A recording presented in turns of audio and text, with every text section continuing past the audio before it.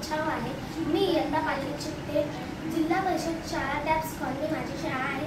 मी वाचलेले गोष्टीचं पुस्तक वेचक नाट्यछटा, संपादक आहेत प्रकाश पारखी हे आहे। या पुस्तकाचे मुखपृष्ठ ज्याच्यावर नाट्यछटा ऐकून मुलं हसत आहेत आणि हे आहे याचे मलपृष्ठ ज्याच्यामध्ये नाट्यछटांची माहिती दिलेली आहे। यातलं मी एक नाटक तुम्हाला सांगणार आहे। माझ्या नाटकाचे नाव आहे मी बाईंना स्पष्ट सांगणार आहे।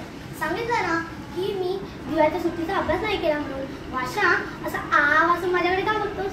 अरे तुला कसली भीती वाटते? मला मुळीच भीती वाटत नाही। मी अगदी न अडखळता न भीता बाईंना सांगणार आहे। मी बाई मला दिवाळीच्या सुट्टीच्या अभ्यासाला वेळच मिळाला नाही। हो बाई म्हणणारच 20 दिवसांची सुट्टी होती पण अभ्यासाला वेळ मिळाला नाही।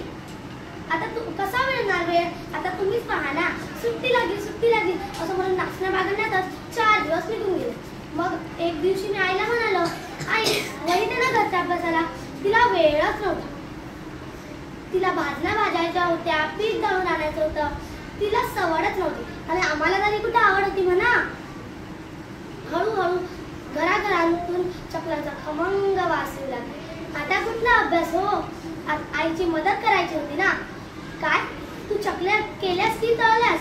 छे रे, काहीतरी भलतंच विचारतोस। आमचं काम होतं फक्त चकल्यांची चव कशी झाली ते सांगायचं। आईचा सगळा फराळ अगदी चवदार झाला होता आणि त्याचे श्रेय मलाच। आता मी काय सांगत होतो, आता राहिला 15 दिवसांचा। तर आता तर कहरच झालं। मी अभ्यास करायच्या विचारातच होती तेवढ्यात आली माझी मावशी आणि तिचं ते लहान बाळ। त्या लहान बाळाला खेळवण्यातच दिवाळी कशी आली मलाही कळलंच नाही। अगदी दिवाळीचे 4-5 दिवस म्हणजे अगदी आमच्या हक्काची सुट्टी ना।